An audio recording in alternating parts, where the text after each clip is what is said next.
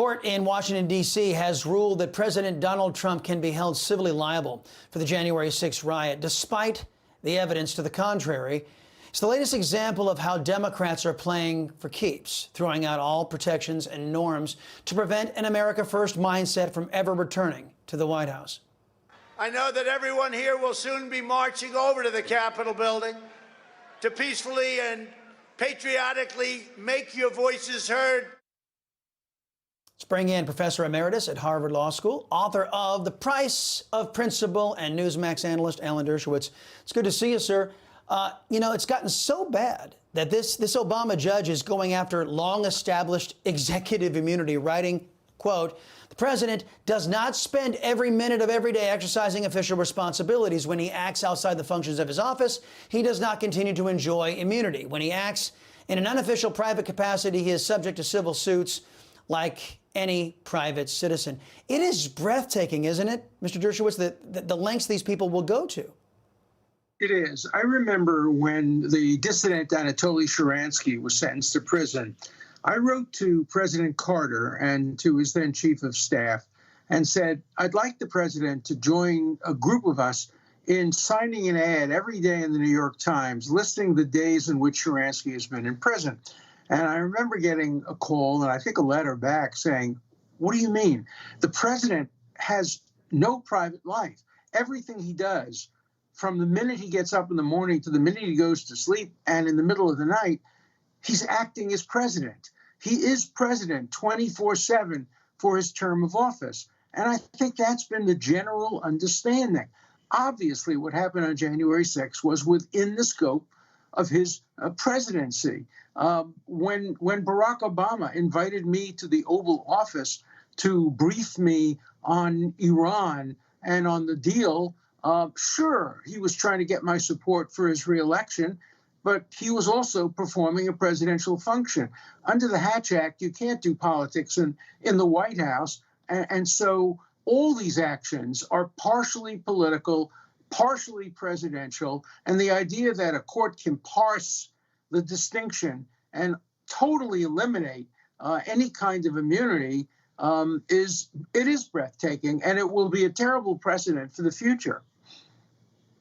Yeah, well, and I'm sorry to point this out, but it is the left side of the aisle that is setting all of these terrible precedents, which I believe, in this conservative's opinion, are completely anti-American.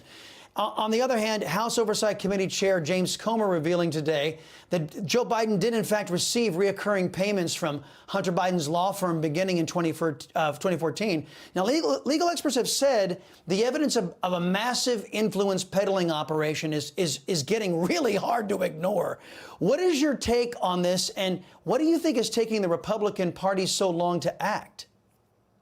Well, I think nobody is going to believe either Democrats or Republicans when it comes to weaponizing the criminal justice system. What we need is a really independent special prosecutor, special counsel to look into all these allegations. And if I were President Biden's lawyer, I would advise him to also recommend the appointment of a really, really independent special counsel. There's so much smoke here. And the question is there fire? I don't know the answer to that question. I don't trust the Judiciary Committee any more than I trust the Democratic Senate to be fair when it comes to weaponizing the criminal justice system against one's opponents. That's why you need somebody with the standing and distinction that we used to get with special prosecutors, Archibald Cox, and people like that, who everybody believed and everybody trusted.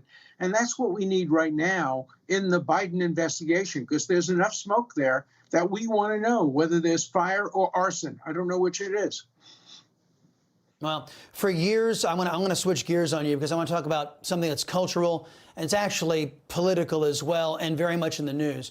You have been telling me for years you were the first. You've been sounding the alarm about this virulent strain of anti-Semitism that has now gripped the Democrat Party, your political party. And again, you were sounding the alarm before anybody else. Now, over the weekend, Pramila Jayapal equated Israel's military actions to Hamas brutally raping innocent women in Israel in the attack on October 7th. Why does your party refuse to address the Jew hatred among its elected class? Well, first of all, he was not the first one to do this. Former President Obama did the same thing. He compared Israel's responses to the horrors of the 7th. There are some very, very dangerous Democrats, obviously, among the squad. I think the most dangerous, by the way, are people like Jamie Raskin, who are in the kind of center left, who claim to be pro-Israel, but are calling for Israel to give up and lose its battle against Hamas by unilaterally declaring a ceasefire. The Democrat Party consists of people center like Joe Biden and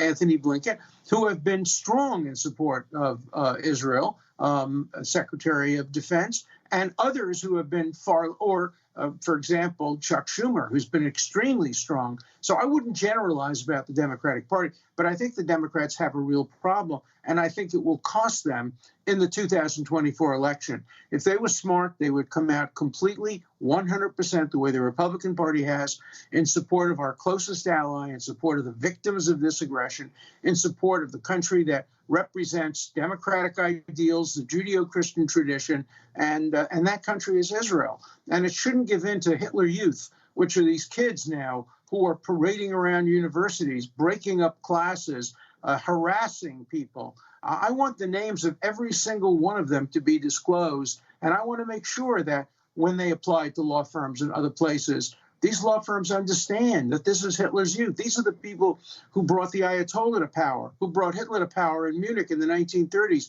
who brought Stalin to power just because they're students. Remember who took over the U.S. Embassy in Tehran? It was students.